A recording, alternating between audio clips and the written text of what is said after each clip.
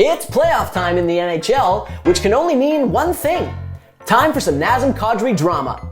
For the umpteenth time in his decade-long NHL career, the veteran forward has become the main character in a playoff series. This time around, the Colorado Avalanche winger has taken center stage in his club's second-round matchup with the St. Louis Blues. A tense battle that's seen Kadri go from villain to sympathetic figure to hero. And as it happens, his heroics have Colorado on the verge of clinching their first trip to the Western Conference Finals in 20 years. In the meantime, though, let's take a look at how this saga has unfolded. Sit back, relax, and take this in.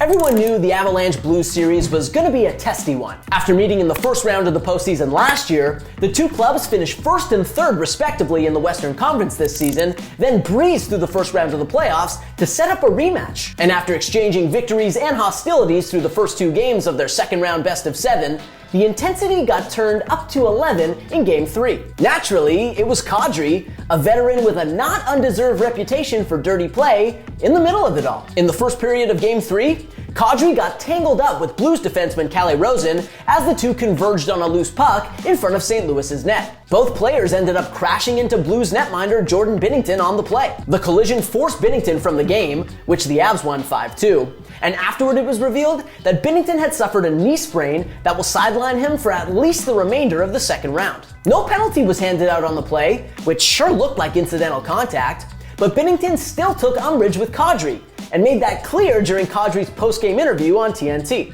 Just a loose puck. I just tried to get my stick in there, and I'm not sure if he just threw a water bottle at me or not, but... Wow. The poise. I mean, not much I could do, man. Not much I could do. I'm just going for the loose puck. And Binnington wasn't the only one in the Blues locker room who seemed to think that hit was intentional. When asked about the collision following the game, Blues head coach Craig Berube said, "Look at Kadri's reputation. That's all I've got to say." Berube, of course, was alluding to the multiple suspensions Kadri has received throughout his career for questionable hits, several of them coming in the postseason, and the most recent of them coming last year against, who else?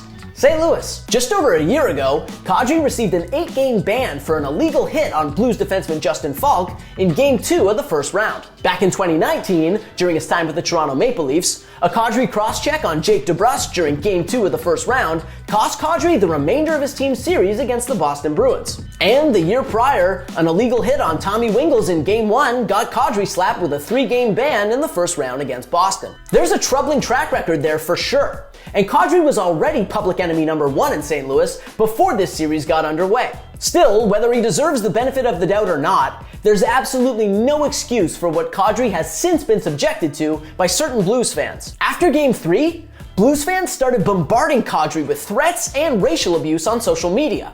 And it got so ugly that the St. Louis Police Department intensified their security procedures at the arena and the team hotel. Kadri, however, got the last laugh. In front of a decidedly hostile crowd at Enterprise Center, Kadri went out and had the game of his life in Game 4, scoring his first ever playoff hat trick while adding an assist to propel the Avalanche to a 6-3 victory and a 3-1 series lead. He put on a show while getting booed every time he touched the puck and while contending with retribution efforts from the Blues, including an after-the-whistle cross-check from David Perron that earned the St. Louis winger a $5,000 fine. That, my friends, is one resounding... You know, I know that doesn't reflect some of those messages I got. Doesn't reflect every single fan in St. Louis, but you know, for those that hate, that one's for them. And now, thanks to Kadri's outburst, the Avs are on the verge of their deepest playoff run in 2 decades. But what say you? Did Kadri deserve a penalty or even a suspension for that collision with Binnington? And what kind of treatment can he expect from the Blues and their fans for the remainder of the series? Let us know in the comments, and don't forget to subscribe to the channel. As always, we appreciate you. We'll see you next time.